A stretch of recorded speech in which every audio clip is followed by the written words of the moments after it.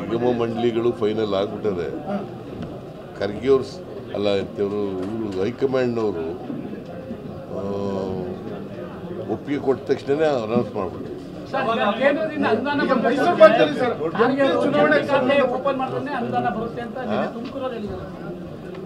ಶೋಭಾ ಕರಂದ್ಲಾಜೆ ಕೇಂದ್ರದಿಂದ ಅನುದಾನಗಳು ರಾಜ್ಯಕ್ಕೆ ಬರಬೇಕಾದ್ರೆ ಜಂಟಿ ಖಾತೆ ಓಪನ್ ಮಾಡಬೇಕು. ಅದು ಓಪನ್ ಮಾಡಿದ ತಕ್ಷಣ ನಾವು ಪ್ರಯತ್ನ ಪಡ್ತೀವಿ ರಾಜ್ಯಪಾಲ ಇವರು ಪರಮೇಶ್ವರ್ ಅವರು ಒತ್ತಾಯ ಮಾಡಿದ್ರು ಸರ್. ಆ ಸಂದರ್ಭದಲ್ಲಿ ಹೇಳಿದ್ದಾರೆ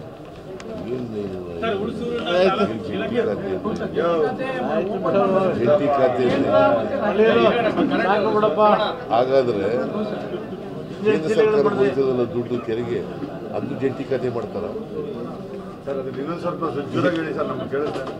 ಕೇಂದ್ರ ಸರ್ಕಾರಕ್ಕೆ ತೆರಿಗೆಗಳು ಎಲ್ಲಿಂದ ಹೋಗೋದು? ರಾಜ್ಯದಿಂದ. ಅದಕ್ಕೆ ಆ ಅಕೌಂಟ್ನೆಲ್ಲ ಕೊಡ್ತಾರೆ, ಜಂಟಿ ಖಾತೆ ಮಾಡ್ತಾರ? ಆ ಎಮ್ಮನಿಗೆ ಗೊತ್ತಿಲ್ಲ, ಕಾನ್ಸ್ಟಿಟ್ಯೂಷನ್ ಗೊತ್ತಿಲ್ಲ, ಸರಿ ಓದ್ಕೊಳಕ್ ಇದು ಅವರ್ ಸಿಸಸ್ federal country. our constitution is a federal constitution. ಅದಕ್ಕೆ ಈ ದೇಶದ ಅಧಿಕಾರನ 3 ಭಾಗ ಮಾಡಿದ್ದಾರೆ: central list, state list and concurrent list. ಗೊತ್ತಾಯ್ತೇನ್ರಿ?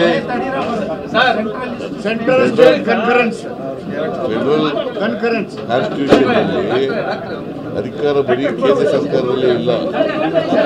ಅಧಿಕಾರ ಕೇಂದ್ರ ಸರ್ಕಾರಕ್ಕೂ ಇರ್ತದೆ, ರಾಜ್ಯ ಸರ್ಕಾರಕ್ಕೂ ಇರ್ತದೆ, ಮತ್ತು ಜಂಟಿಯಾಗುತ್ತದೆ. ಪ್ರತ್ಯೇಕ ಜಿಲ್ಲೆ ಮಾಡಲಿಕ್ಕೆ ತಮಗೆ ಮನವಿ ಸಲ್ಲಿಸ್ತೇನೆ ಅಂತ ಹೇಳಿದ್ದಾರೆ. ನೋಡೋಣ. Thank you.